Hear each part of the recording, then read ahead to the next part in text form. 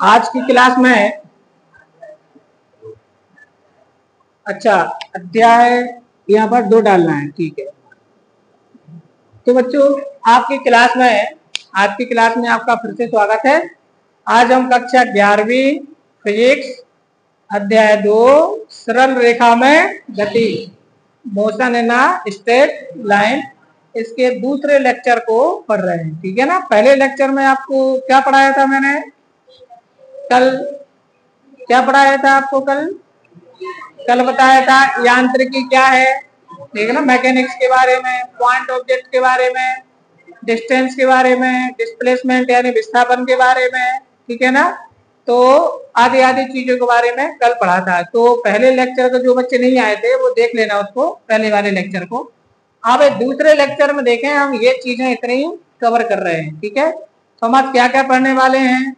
दूरी और विस्थापन में अंतर, difference between distance and displacement. विस्थापन को क्या बोलेंगे? डिस्प्लेसमेंट। फिर हमें पढ़ना है चाल अर्थात स्पीड के बारे में। फिर टाइप्स ऑफ स्पीड, चाल के भी प्रकार होते हैं जो, वो उसके बारे में।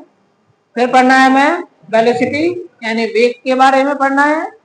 फिर वेग के प्रकार ऊपर की तरह ये भी होंगे, और चाल और वेग में अंतर। अब ये जो फर्स्ट क्वेश्चन है और जो लास्ट है ये पेपर में आएगा। अब या तो ये आएगा या ये आएगा। आप किसी भी साल का पेपर उठाकर देख लेना, आपको दूरी और विस्थापन में अंतर या चाल और वेग में अंतर, ये आपको आता ही है पेपर में। तो अगर स्कूल एग्जाम को देखें तो फिर आपको ये दोनों में से कोई एक आपको परीक्षा में आएगा। तो समझते हैं एक को, पहले दूरी और विस्थापन में अंतर को देखते हैं, एक एक अंतर को समझते चलते हैं, और मैं इसके लिख करके भी आपको बताते जाता हूँ। विस्थापन में अंतर, अगर आपको परीक्षा में आ गया कि दूरी और विस्थापन में अंतर लिखिए, तो देखिए क्या करना है। पहले अंतर में लिखना है दोनों की परिभाषा। क्या लिखना है? दोनों की डेफिनेशन। तो दूरी क्या है? किसी समांतराल में वस्तु द्वारा तय किए गए वास्तविक पथ की लंबाई, जो उसका रियल पाथ है, उसकी जो लेंथ होती है किसी ड्यूरेशन में। अब वो टाइम का ड्यूरेशन आपको बताएगा कि इतने समय में बताओ कितनी दूरी चली है, टाइम तो बताएगा। तो फिर किसी समांतराल में वस्तु द्वारा तय किए गए वास्तविक पथ की लंबाई को हम क्या बोलते हैं? दूरी, ठीक है ना। अब विस्थापन की परिभाषा क्या होगी? तो विस्थापन अपन ने पढ़ा था कल कि अंतिम स्थिति और प्रारंभिक स्थिति के बीच के अंतर को क्या कहते हैं? क्या बोलते हैं? या मैं इसकी दूसरी डेफिनेशन भी बना सकता हूं इसी के आधार पर। किसी समांतराल में निश्चित दिशा में चली गई दूरी को विस्थापन कहते हैं। बस एक शब्द लगा देना है, निश्चित दिशा। क्या लगा देना है? क्योंकि जब दिशा निश्चित हो जाएगी तो फिर सीधी जाएगी, सीधी जाएगी तो क्या तय करेगी? विस्थापन तय करेगी। तो हम इसको एक परिभाषा में नहीं मानते हैं। तो अंतिम स्थिति और प्रारंभिक स्थितियों के बीच के अंतर को भी विस्थापन बोलते हैं। और क्या बताया? किसी दिए गए समांतराल में निश्चित दिशा में चली गई दूरी को, निश्चित दिशा में चली गई दूरी को, उसको भी क्या बोलते हैं? विस्थापन बोलते हैं। तो पहला नंबर सबको याद हो गया, पहला अंतर बन जाएगा। दूसरे अंतर पर आते हैं। दूसरा देखें, दूरी का मान सदैव धनात्मक होता है। कल हमने सीखा था दूरी, जो डिस्टेंस ऑलवेज बी पॉजिटिव, दूरी का मान हमेशा कैसा होता है? धनात्मक। लेकिन इस तरफ देखिए जरा, ये हमेशा पॉजिटिव होती है, हमेशा पॉजिटिव। लेकिन इसकी जो वैल्यू है वो पॉजिटिव भी होती है, नेगेटिव भी होती है और जीरो भी होती है। वो परिस्थिति पर डिपेंड करेगा कि वो कहां पर है। अब मैं इसकी कंडीशंस आपको बता रहा हूं, ठीक है। तो क्या बताया मैंने आपको कि विस्थापन का मान धनात्मक, ऋणात्मक अथवा शून्य कुछ भी हो सकता है। डिस्प्लेसमेंट भी पॉजिटिव और नेगेटिव और जीरो, कुछ भी, है ना। लेकिन ये कब होगा, ये कंडीशन याद रखना। जरा बोर्ड पर ध्यान दीजिए, विस्थापन जीरो कब होगा। और ये मैं जो क्वेश्चन आपको बता रहा हूँ ना, ये आपको परीक्षा में सवाल के रूप में पूछे जा सकते हैं।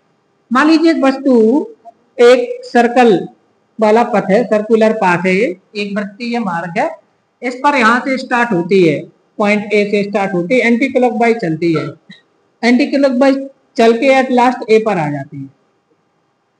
कहाँ से चली थी, कहाँ आ गई, मतलब वो क्या कर रही है, ए टू ए चल रही है, माने ए से चली और ये राउंड मार करके कहाँ आ गई, वापस ए पर आ गई। तो आपसे पूछें कि इसके द्वारा चली गई दूरी कितनी होगी, शून्य नहीं होगी, तो दूरी होगी 2πr, 2πr परिधि के बराबर। कितनी दूरी तय करेगी, ये क्वेश्चन परीक्षा में आया हुआ है, ऐसे ही सीधा का सीधा। तो याद रखना, अगर कोई वस्तु वृत्तीय मार्ग पर घूम रही है और एक राउंड पूरा कर लेती है तो उसके द्वारा चली गई दूरी जो कवर डिस्टेंस है वो सरकमफेरेंस के इक्वल होगी, यानी कि वृत्त की परिधि के, अब वृत्त की परिधि अगर रेडियस होगी तो निकाल दोगे और रेडियस नहीं होगा तो ऐसे लिखा जाएगा, है ना, परिधि के बराबर। ये बात समझ में आ गई। विस्थापन कितना होगा, विस्थापन, वेरी गुड। तो ये दूरी तो इसकी इस समय कितनी होगी, 2πr। लेकिन अगर मैं विस्थापन की बात करूं कि इसका विस्थापन कितना होगा, तो बच्चों विस्थापन 0 होगा। कितना होगा, ये बात समझ में आती है कि नहीं आती है। तो इस समय इसका विस्थापन कितना होगा, सबको समझ में आ रही, कंडीशन याद हो गई। एक राउंड पूरा करेगी अगर कोई वस्तु, जैसे घड़ी की सुई है 12 से शुरू हुई और 12 पर आ गई, तो इसके द्वारा चलेगी दूरी 2πr, और आर में अपन सुई का लेंथ ले लेंगे, सुई की लंबाई यहाँ पर रेडियस बन जाएगी, तो परिधि निकल आएगी। लेकिन आपसे पूछे जाए विस्थापन या डिस्प्लेसमेंट कितना है, 0 होगा। ये सबको क्लियर हो गया ये कंडीशन। लेकिन देखिए, मान लीजिए वस्तु ए से चलती है और हाफ सर्कल पूरा करके बी पर पहुंच जाती है, तो बी तक आने में उसने हाफ सर्कल को पूरा कर लिया। कितना सर्कल पूरा कर लिया, अब आपसे पूछा जा रहा है कि what is the displacement in this duration, इस समय अंतराल में उसका विस्थापन कितना है, 0 नहीं होगा, विस्थापन कितना होगा। अरे इतना सरल आंसर नहीं दे पा रहे हो, हाँ तो स्ट्रेट लाइन होगा तो इसको व्यास बोलेंगे ना, इतना नहीं बोल पा रहे हो। विस्थापन कितना होगा, व्यास के बराबर, तभी तो वो सर्कल में क्वेश्चन पूछता है ताकि आप आंसर दे पाओ, वो त्रिज्या बताएगा आपको। तो अगर इसका रेडियस r है तो वो 2r हो जाएगा। तो इन दिस केस अगर वो हाफ साइकिल पूरा करता है, ध्यान देना आप, कितना साइकिल पूरा करता है, कितना करता है, क्योंकि अब क्वेश्चन में, अगले क्वेश्चन में जाऊंगा तो और मजा आएगा। तो इस समय उसका विस्थापन कितना होगा, 2r, यानी कि व्यास के बराबर होगा। और दूरी कितनी होगी,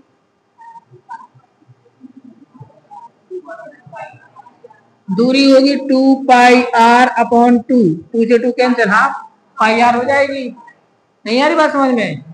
तो अगर कोई वस्तु हाफ साइकिल पूरा करती है किसी सर्कुलर पाथ पर, किसी सर्कल पर, तब उसके द्वारा तय किया गया जो विस्थापन है, उसका जो डिस्प्लेसमेंट है वो 2r होगा इन दिस केस, और उसके द्वारा चलेगी दूरी होगी πr। यही क्वेश्चन आपको परीक्षा में पूछ लेते हैं कि एक वस्तु वृत्ताकार पथ पर एक समान चाल से चल रही है, एक चक्कर पूरा करने में कितनी दूरी कितनी विस्थापन चलेगी, आधा चक्कर पूरा करने में कितनी दूरी कितना विस्थापन होगा। ठीक है, अब थोड़ा और आगे बढ़ते हैं। अब मान लीजिए 3-4 साइकिल पूरा कर लेती है, कितना, यहाँ से आई और 3-4 मतलब यहाँ पर आ गई, अब इस पॉइंट पर आ गई सी पर, तो what is the displacement and what is the distance, विस्थापन कितना होगा, विस्थापन कितना होगा और दूरी कितनी होगी। तो इसने कितना चल दिया है, इसमें इसके 4 भाग कर देंगे, 1 2 3 4, तो 3/4 कर दिया ना, 3/4। इसकी जो दूरी है ना वो दूरी होगी 3/4 ऑफ सर्कमफेरेंस, परिधि का कितना, 3/4 इतनी होगी ना। उसके द्वारा चलेगी दूरी कितनी होगी, परिधि का 3/4, 3/4 है ना, तो 3/4 पर परिधि। अब परिधि की वैल्यू क्या होती है, 2πr, वेरी गुड। अब 2 दूनी तो 3/2πr होगी, और r की वैल्यू होगी तो पूरी निकल आएगी। तो कितनी होगी इस समय उसके द्वारा चलेगी दूरी, दूरी है, डिस्टेंस है, तो डिस्टेंस कितनी होगी, 3/2πr। सबके समझ में आ गई, कितनी होगी, स्टैंडर्ड वैल्यू है, ऐसे ही याद रख लो आप। अब इसका डिस्प्लेसमेंट कितना होगा, एनी आइडिया,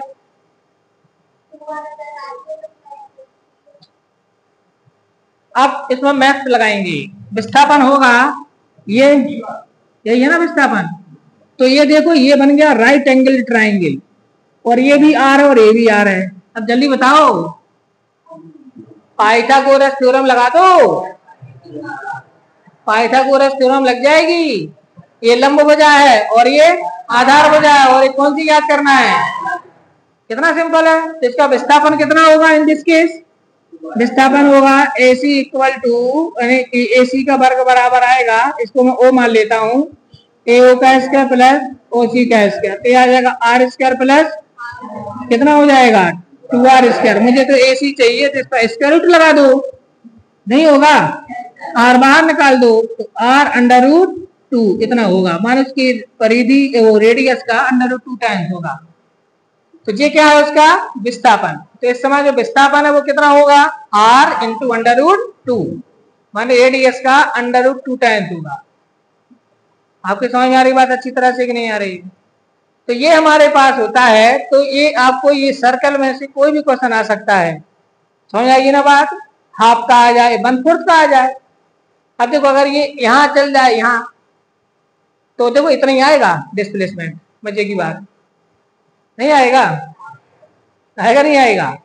और सरकमफेरेंस कितनी हो जाएगी 1/4 ऑफ 2πr, इसका 1/4 होगा, यानी इसका 1/4, तो यहाँ पर πr बाई ये कितना हो गया, ये 1/4 है ना, इसमें 1/4 का मल्टीप्लाई कर देंगे, 2 दूनी 4, πr/2, πr/2 not 2πr/2, πr/2।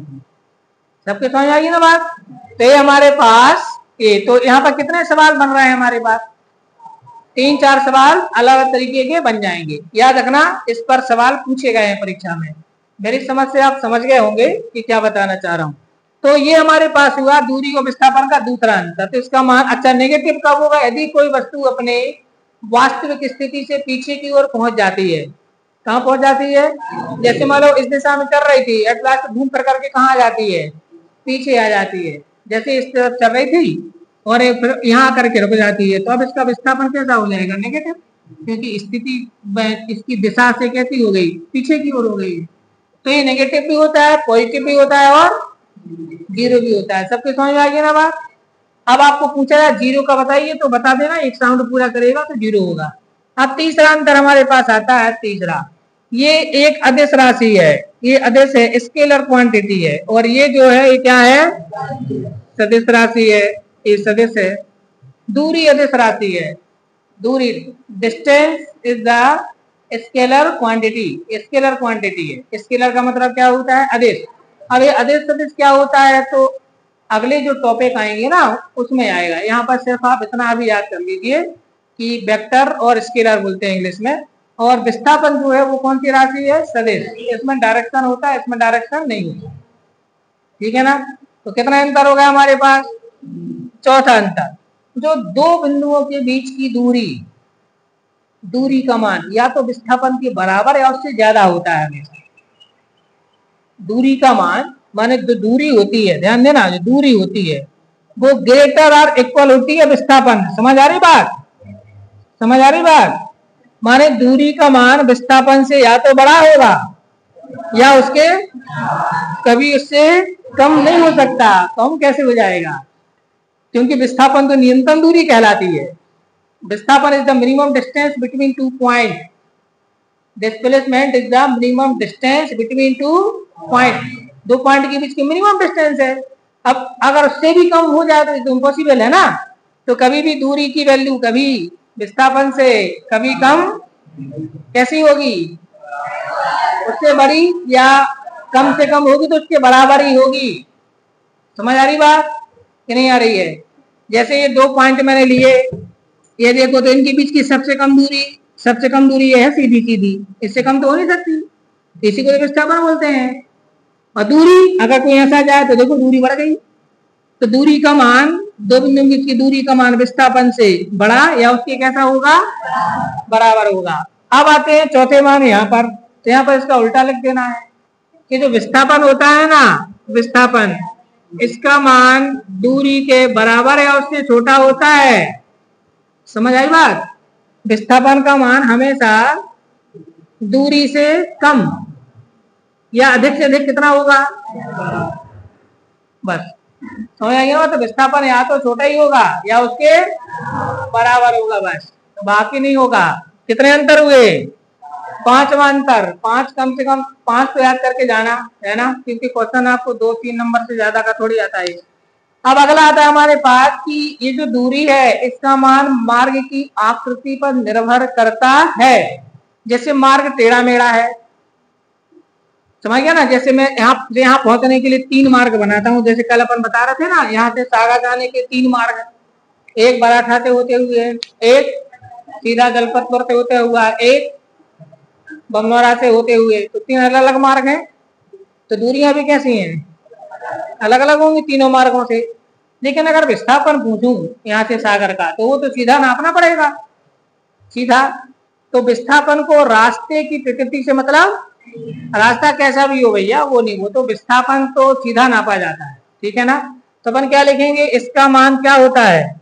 मार्ग की आकृति, मार्ग की आकृति पर क्या करता है?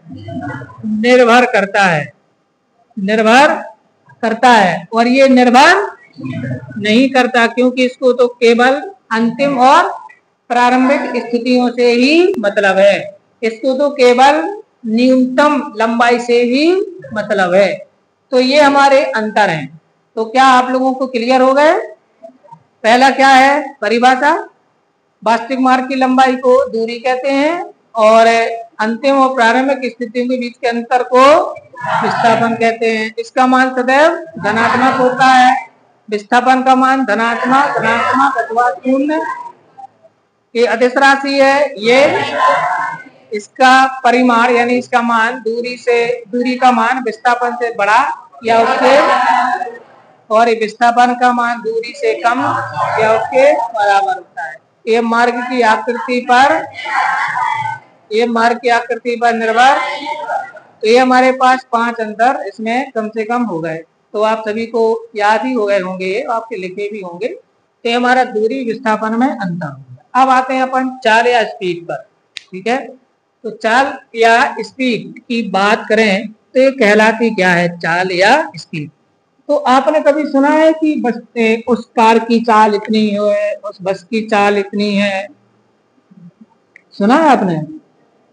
तो ये क्या है, मतलब कहलाती क्या है चाल? तो जैसे मान लीजिए कोई बस 5 घंटे में 50 किलोमीटर जाती है। 5 घंटे में कितनी गई? तो क्या बता सकते हो 1 घंटे में कितना जाएगी? तो 1 घंटे में जाएगी 50/10, यानी कि तो 1 घंटे में जो दूरी चलेगी वो यहाँ पर चाल कहलाएगी। वो यहाँ पर क्या कहलाएगी? चाल। दूसरा एग्जाम्पल, मान लीजिए एक कार 10 मिनट में मान लीजिए 500 मीटर जाती है। कितनी जाती है? कितने मिनट में? तो आप बता सकते हो 1 मिनट में कितना जाएगी? 500/10, यानी कि 50 मीटर जाएगी। समझ आती है ना? तो यहाँ पर 1 मिनट में चलेगी दूरी, ये चाल है उसकी, यही चाल। और देते हैं, मान लीजिए एक कोई हवाई जहाज है, वो मान लीजिए 12 सेकंड में, कितने में? 12 सेकंड में मान लीजिए, चलो 1200 मीटर चला जाता है। 12 सेकंड में कितना गया? तो बता सकते हो 1 सेकंड में कितना जाएगा? हाँ, 1200/12, तो कितना आएगा? 100 मीटर। तो जो 1 सेकंड में चलेगी दूरी, यही उसकी चाल है। अब देखो मजे की बात, यहाँ पर चाल आई है 5 किलोमीटर प्रति घंटा। 1 घंटे में 5 किलोमीटर, तो इसी को बोलेंगे 5 किलोमीटर प्रति घंटा। यहाँ पर आई है 50 मीटर प्रति मिनट। कहाँ पर? अच्छा, यहाँ पर कितना आना है? अच्छा, 5 से देना था भाग। हाँ तो दे लेते हैं, अरे तो यहीं पे 10 बना दें, ले, ठीक है। अब ठीक है, तो यहाँ पर देख लीजिए, तो यहाँ पर इसकी चाल है 50 मीटर प्रति मिनट, और यहाँ पर चाल आ गई है 100 मीटर प्रति सेकंड। अब मैं इन तीनों वैल्यू को चाल बोल रहा हूं, तो अब डेफिनेशन बनाइए। डेफिनेशन क्या बनेगी? जब 10 घंटे में जो दूरी को चाल क्यों नहीं बोला? यहाँ पर 10 मिनट की दूरी को तो चाल नहीं बोला, वहां पर 12 सेकंड की दूरी को चाल नहीं बोला, यहाँ पर 1 घंटे की दूरी को चाल बोला, 1 मिनट की दूरी को चाल बोला और 1 सेकंड की दूरी को चाल। तो डेफिनेशन बन जाती है। अब देखिए कहीं पर यूनिट कुछ भी हो, जैसे यहाँ पर समय के यूनिट है घंटा, यहाँ समय के यूनिट है मिनट, वहां समय के यूनिट है सेकंड, यूनिट कुछ भी हो, परिभाषा होती है इकाई समय में चलेगी दूरी को चाल कहते हैं। इसको इकाई समय बोलेंगे। अगर न्यूमेरिक वैल्यू 1 है तो इकाई समय कहलाता है। अगर अंक का मान कितना है तो उसको इकाई समय, यूनिट टाइम बोलते हैं। समझ में आएगी ना बात? इसी को बोलते हैं यूनिट टाइम, इसी को बोलेंगे इकाई समय। तो cover distance in unit time, in an unit time, माने यूनिट टाइम में कोई जो डिस्टेंस कवर होती है वही स्पीड कहलाती है। तो परिभाषा बन गई इकाई समय में चली गई दूरी को चाल कहते हैं। तो चाहे यहाँ ले लो, चाहे वहां ले लो, चाहे वहां ले लो, इकाई समय लेना है। ठीक है ना? अब अगर मैं देखूं तो ये सूत्र जो बना है इसमें, ये क्या है? ये क्या है? दूरी, और ये क्या है? समय। तो मैंने दूरी में जब समय का भाग दिया तभी तो क्या निकला? चाल निकला। तो चाल का सूत्र क्या बन गया? माने स्पीड इक्वल टू हो गया डिस्टेंस अपॉन टाइम। यहाँ पर भी देख लो आप, ये दूरी है और ये क्या है? ठीक है ना? दूरी बटे समय। वहां पर भी देखो 1200 क्या है? दूरी है, और 12 क्या है? समय है। तो क्या बन गया हमारे पास? जल्दी बताइए चाल की परिभाषा। अगर समय 1 सेकंड लिया तो चाल प्रति सेकंड में निकलेगी।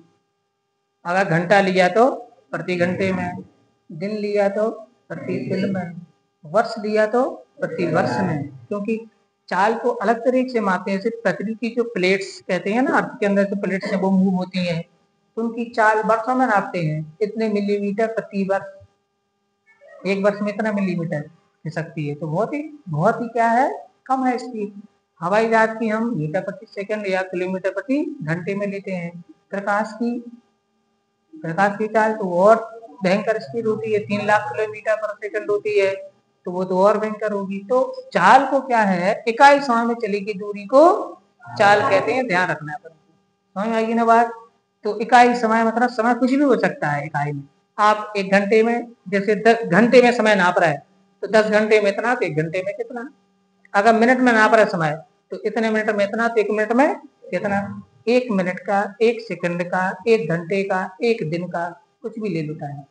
लेकिन टाइम का जो न्यूमेरिक वैल्यू है, अंक का मान है, वो कितना होना चाहिए? 1। अगर अंक का मान 1 है तो इसको एकांक समय बोलते हैं, इकाई समय बोलते हैं इसको। ठीक है ना? तो 1 घंटे में तय की गई दूरी, 1 मिनट में तय की गई दूरी, जहाँ टाइम मिनट में वहां पर 1 सेकंड में। अगर टाइम दिन में ले लेते तो 1 दिन में तय की गई दूरी हो जाती। टाइम वर्ष में लेते तो, ठीक है ना? तो इकाई समय में चलेगी दूरी को क्या बोलते हैं? चाल बोलते हैं। अब चाल के बारे में थोड़ा और आपको जानना है बच्चों। चाल क्या है? ये स्केलर क्वांटिटी है, अदिश राशि है। चाल कौन सी राशि है? अदिश राशि। ध्यान रखना, मतलब चाल के मामले में भी हमारे लिए डायरेक्शन की आवश्यकता नहीं होती। चाल बराबर दूरी बटे समय, दूरी भी स्केलर है, समय भी स्केलर है, मतलब दोनों ही अदिश है। तो चाल कौन सी राशि है? अदिश राशि है। दूसरी बात, चाल कभी नेगेटिव नहीं होगी। चाल का मान कभी कैसा नहीं होगा? तो जो दूरी के गुण है वही तो चाल में आ जाएंगे। तो दूरी वाले गुण है वही किस में आ जाएंगे? हमारे चाल में आ जाएंगे। अब आता है चाल के प्रकार। तो कितने प्रकार की होती है चाल? ध्यान देना। चाल, चल लेते हैं। पहले क्या ले लो? एक समान चाल। ठीक है ना? बोलो और क्या, और कुछ हो सकती है? परिवर्ती, उसी को असमान बोलेंगे, उसी को क्या बोलेंगे? और बोलो, और है? और है औसत चाल। और हो सकती है क्या? और है तात्क्षणिक चाल। अब सबको क्लियर हुआ कितने प्रकार की होती है? कितने प्रकार की होती है? अगर आपको यहाँ तक का याद हो गया तो यहाँ से वो चीज रिवीजन होना है, वही इसका रिवीजन होना है, बस चाल को एक बोलना है। तो चाल 4 प्रकार की पढ़ते हैं अपन। एक समान चाल, परिवर्ती चाल, औसत चाल, तात्क्षणिक चाल। इसको बोलेंगे यूनिफॉर्म स्पीड, इसको बोलेंगे नॉन यूनिफॉर्म स्पीड, इसको बोलेंगे एवरेज स्पीड, इसको बोलेंगे इंस्टेंटेनियस स्पीड। इंस्टेंटेनियस, क्या बोला है? इंस्टेंटेनियस। तो एक इंस्टेंटेनियस स्पीड कहलाती है, एवरेज स्पीड कहलाती है, नॉन यूनिफॉर्म स्पीड कहलाती है, और ये यूनिफॉर्म स्पीड कहलाती है। तो स्पीड के how many types of speed?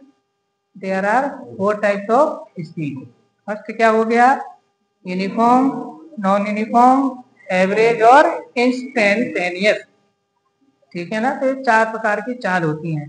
अब इन चारों को आप अच्छे से समझ लीजिए तो यहाँ तक का पूरा चैप्टर खत्म हो गया है ना, यहाँ तक। क्योंकि इसके बाद तो मुझे केवल एक शब्द और बोलना है कि चाल को, जहाँ चाल बोल रहा है, यहाँ दूरी बोल रहा है, फिर वहां विस्थापन से बोलते जाना है। तो देखो क्या कहलाता है एक समान चाल। कल जो बताए थे ना आपको, कोई परिभाषा है, यदि कोई वस्तु समान समांतराल में समान दूरी तय करे, समान समांतराल में, ये मान लीजिए ये जा रही है, अब दूरी को मैं सीधा ना बनाऊं, कंफ्यूजन ना हो, तो मैं टेढ़ा मेढ़ा बना देता हूँ, ठीक है, ताकि पता चले कि दूरी है। सीधा बना दो तो क्या लगता है? ऐसा हमें लगता है। अब मान लीजिए यहाँ से यहाँ तक जाने में उसको 5 सेकंड लगते हैं, यहाँ से यहाँ तक जाने में भी 5 सेकंड लगते हैं, यहाँ से यहाँ तक जाने में भी 5 सेकंड लगते हैं। लेकिन यहाँ से यहाँ तक जो दूरी चली है वो मान लीजिए 12 मीटर है, यहाँ से यहाँ तक जो दूरी चली है वो मान लो 18 मीटर है, यहाँ से यहाँ तक जो दूरी चली है वो मान लो 25 मीटर है। इसके बाद यहाँ भी 5 सेकंड में मान लो 5 मीटर ही जा पाती है, ठीक है ना? तो यहाँ पर जरा ध्यान दीजिए, ड्यूरेशन एक सा है, समय तो ये बराबर ले रही ना। यहाँ 5 सेकंड में 12 गई, यहाँ 5 सेकंड में 18 गई, यहाँ 5 सेकंड में 25, यहाँ 5 सेकंड में 5। अब एक दूसरा सिस्टम बनाते हैं इसी को। अब मान लीजिए दूसरी चीज जा रही है, ये पहले 5 सेकंड में गई, पहले 5 सेकंड में गई मान लो 10 मीटर, अगले 5 सेकंड में भी 10 मीटर ही जाती है, अगले 5 सेकंड में भी 10 मीटर ही जाती है, अगले 5 सेकंड में भी 10 मीटर ही जाती है, अगले 5 सेकंड में भी 10। अब ये हर बार ऐसे ही कर रही है। मैंने जब मैंने देखा तो उसने क्या किया, हर बार 5 सेकंड में कितना चली है? 10 चलती है, हर बार 5 सेकंड में 10 चलती है, ठीक है ना? तो यहाँ पर देखें अगर, तो समान समांतराल, समांतराल तो हर स्थिति में एक सा है, और दूरी भी कैसी है? यदि समान समांतराल में समान दूरी तय करे, समान समांतराल में, तो उसकी चाल को और देखते हैं है कि नहीं है एक समान, ये देख लेते हैं है कि नहीं है। तो यहाँ से दूरी चाल बराबर क्या होता है? चलो दूरी कितनी है, समय कितना है?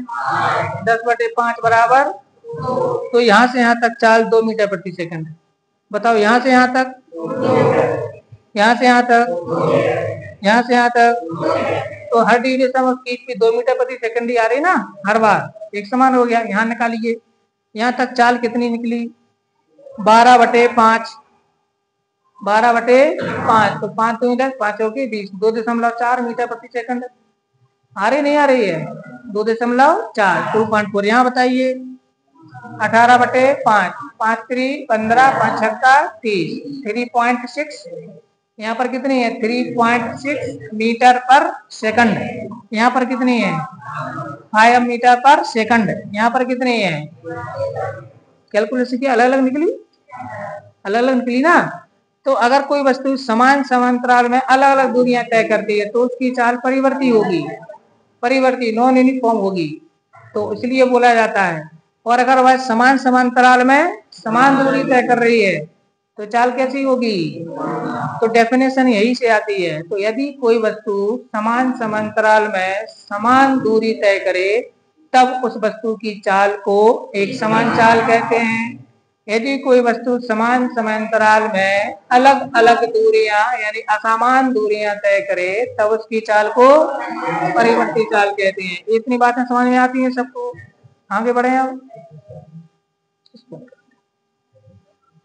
अगर मैं मानो वस्तु जहां से चली वो जहां जा रही, यानी कि उसकी इनिशियल पॉइंट और उसका फाइनल पॉइंट, माने जहां से चलना था और जहां तक जाना था वो पहुंच गई, पहुंच जाए, वो अपनी प्रारंभिक स्थिति से अंतिम स्थिति तक पहुंच जाए। पहुंचने के बाद ठीक है ना।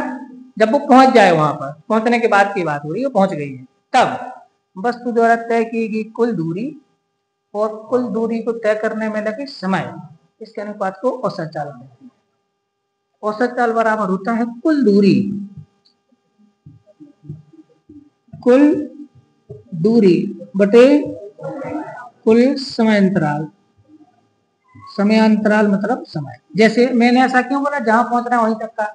जैसे मान लीजिए यहाँ से एक बस चली, सागर जा रही है, तो यहाँ से वो चली और जाकर के बंडा में रुक गई, और बंडा में वो पानदारा में 20 मिनट तक खड़ी रही, फिर बाद में वहां से चली, अब वो फिर सागर पहुंची लास्ट में। तो हमें निकालना कहाँ से कहाँ तक की है, यहाँ से सागर तक की, तो रुकने वाला टाइम भी काउंट करेंगे। 15 मिनट रुकी रही ना, चली तो नहीं है, और उस टाइम को काउंट करेंगे। भाई आप ये बोलोगे ना सागर तक जाने में कुल समय कितना लगा,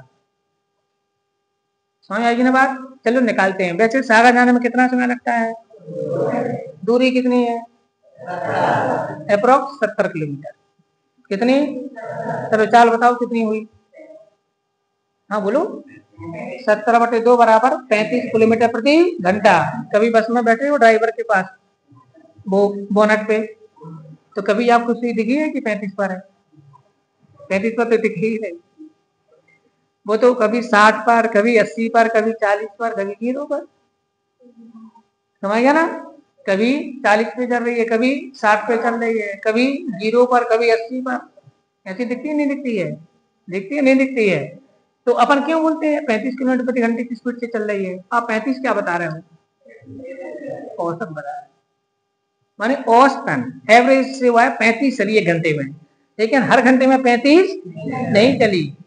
यहाँ से पता चला कि बंडा पहुंचने में उसको 1 घंटा लगा, तो ये तो 40 किलोमीटर चल गई, और वहां से भी 1 घंटा लगा, और वहां से 30 किलोमीटर, तो वहां पर अलग हो गया। बात समझ में आ रही ना।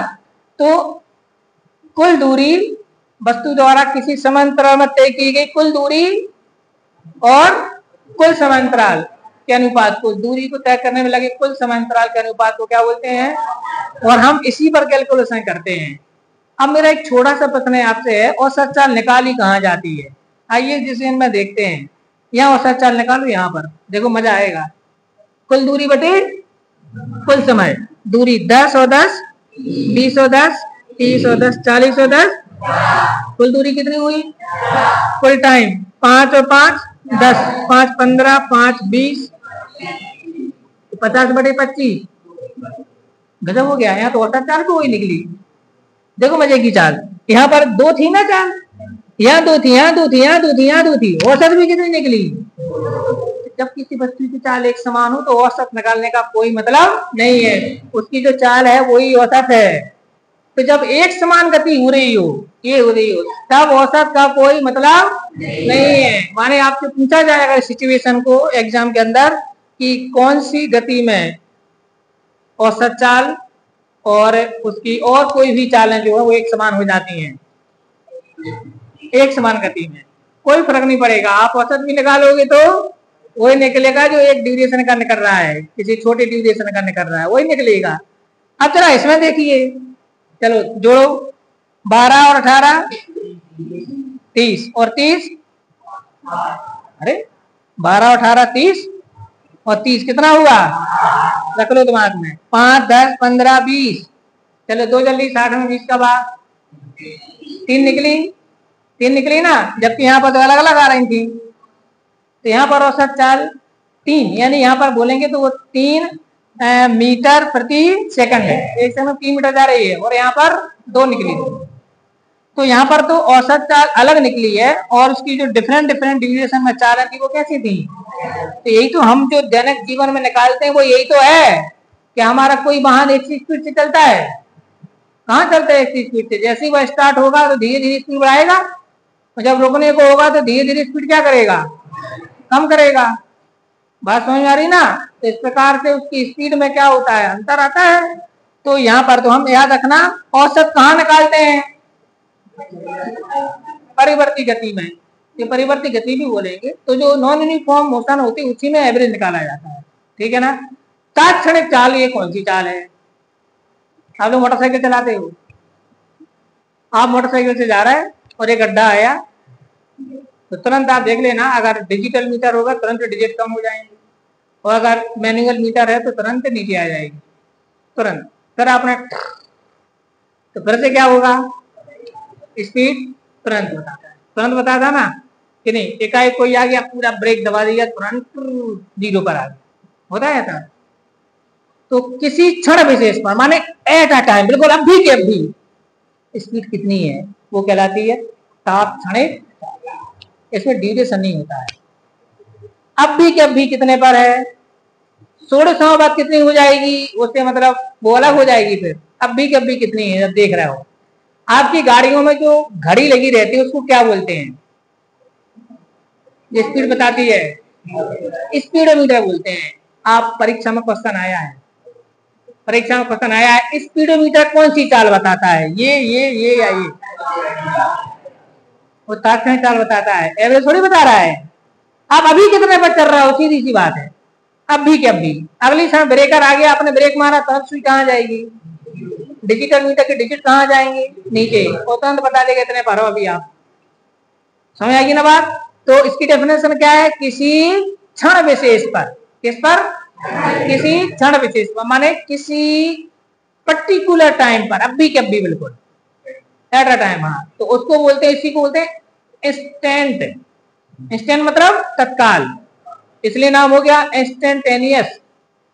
इसलिए नाम क्या हो गया, इंस्टेंटेनियस। तो इंस्टेंटेनियस कहां से बना, इंस्टेंट से, और इंस्टेंट का मतलब क्या होता है, तत्काल, अब भी, बिल्कुल। तो किसी क्षण विशेष पर वस्तु की चाल को क्या बोलते हैं, तात्क्षणिक चाल बोलते हैं। गाड़ियों में लगे हुए स्पीडोमीटर तात्क्षणिक चाल बताते हैं। कौन सी चाल बताते हैं, तो चाल कितने प्रकार की हुई हमारी, और सेम वेग कहलाता है। इसकी डेफिनेशन है, इकाई समय में तय किए गए विस्थापन को, इकाई समय में या इकाई समय में निश्चित दिशा में तय की गई दूरी को। अगर दूरी बोलोगे तो क्या शब्द लगाना है, निश्चित दिशा लगा देना। तो दोनों डेफिनेशन एक ही है। तो देखो, इकाई समय में तय की गई दूरी को चाल, इकाई समय में निश्चित दिशा में तय की गई दूरी को। अगर डायरेक्शन पर्टिकुलर हो गया तो फिर वही चीज क्या बदल जाएगी, वेलोसिटी में, वेग में, वही वेलोसिटी है। और अगर आपने डायरेक्शन हटा दिया तो वो स्पीड है, वही क्या है, फिर स्पीड है। तो डेफिनेशन क्या आएगी, इकाई समय में तय किए गए विस्थापन को वेग कहते हैं, या इकाई समय में निश्चित दिशा में चली गई दूरी को, अब दूरी बोलना पड़ेगा, चली गई दूरी को क्या बोलते हैं, वेग कहते हैं, वेलोसिटी हो गया। इसको हम भी से, वैसे चाल को एक्चुअली में कुछ भी लिखते रहते हैं अपन, चाल वैसे सी लिख देते हैं कभी भी, लेकिन हमें पूरी फिजिक्स में ध्यान रखना, अगर कहीं पर चाल लिखा है तो उसको वेग ही मानना है। क्यों मानना है वेग, क्योंकि हम पढ़ रहे हैं वो सरल रेखा में गति। तो सरल रेखा में आप चलोगे ना तो विस्थापन ही चलोगे, दूरी कैसे चलोगे, सीधे चलोगे ना, तो क्या तय करोगे, विस्थापन ही तो तय करते हैं अपन इसमें। इसलिए यहाँ पर चाल वेग के दोनों के परिमाण बराबर हो जाते हैं मंडे की। तो यहाँ पर वेग के प्रकार, यही वेग लगा दो यहीं पर, कितने प्रकार का होगा वेग, एक समान वेग, परिवर्ती वेग, औसत वेग, और ठीक है ना, एक समान वेग, समान समांतराल में समान विस्थापन तय करे। अब दूरी नहीं बोलना, अब दूरी नहीं बोलना है, अब क्या बोलना है, जब वेग की बात है तो विस्थापन बोलना है। समान समांतराल में समान विस्थापन तय करे तो उसकी वेग को एक समान वेग कहेंगे। समान समांतराल में अलग अलग असमान विस्थापन तय करे तो परिवर्ती वेग कहलाएगा। कुल विस्थापन और कुल समांतराल के निष्पत्ति को, अनुपात को क्या बोलेंगे, औसत वेग बोलेंगे। और किसी क्षण विशेष पर वस्तु के वेग को तात्क्षणिक वेग कहेंगे। ठीक है ना, ये वेग के क्या हो गए प्रकार। अब दोनों में अंतर की बात कर लेते हैं। तो पहला तो डेफिनेशन, डेफिनेशन क्या है वो परिभाषा, इकाई समय में चली गई दूरी, इकाई समय में तय किया गया विस्थापन, दूरी सदैव धनात्मक होती है, धनात्मक, विस्थापन का मान, सॉरी वेग का मान ऋणात्मक या शून्य, भाई विस्थापन होता है ना शून्य, और ऋणात्मक धनात्मक वेग भी हो जाएगा। यह एक अदिश राशि है। आप सबको समझ में आ रही है बात, मार्ग की आकृति पर निर्भर करेगा चाल ये मान के आकृति पर निर्भर नहीं करेगी। विस्थापन सब चीजें आपको वही की वही है जो कहाँ पर थी। क्लियर ना। चाल का परिमाण दूरी के बराबर है उससे अधिक होगा। दूरी का परिमाण सॉरी विस्थापन का वेग का परिमाण चाल से कम या उसके बराबर होगा। वही है, बस जहां पर दूरी शब्द लिखा था वहां पर आप चाल कर देना, जहां पर विस्थापन लिखा था वहां वेग कर देना, अंतर वही है। ठीक है ना। अब बच्चों यहाँ तक का आपका ये निपट गया लेक्चर 2 में। अब हम जो अगला लेक्चर पढ़ेंगे, अब हमारे डेरिवेशन चालू हो जाएंगे। मतलब जैसे हम एक्सेलरेशन के बारे में पढ़ेंगे, त्वरण के बारे में, तो त्वरण से आपके क्या चालू हो जाएंगे, डेरिवेशन। तो कल हम पहले इसके कुछ सवाल सीखेंगे। ठीक है ना। इस पर कुछ सवाल आते हैं आपको परीक्षा में न्यूमेरिकल्स, उसको सीखेंगे, उसके बाद फिर त्वरण पर बात करेंगे। ठीक है। ठीक है, आज के लिए इतना ही काफी है।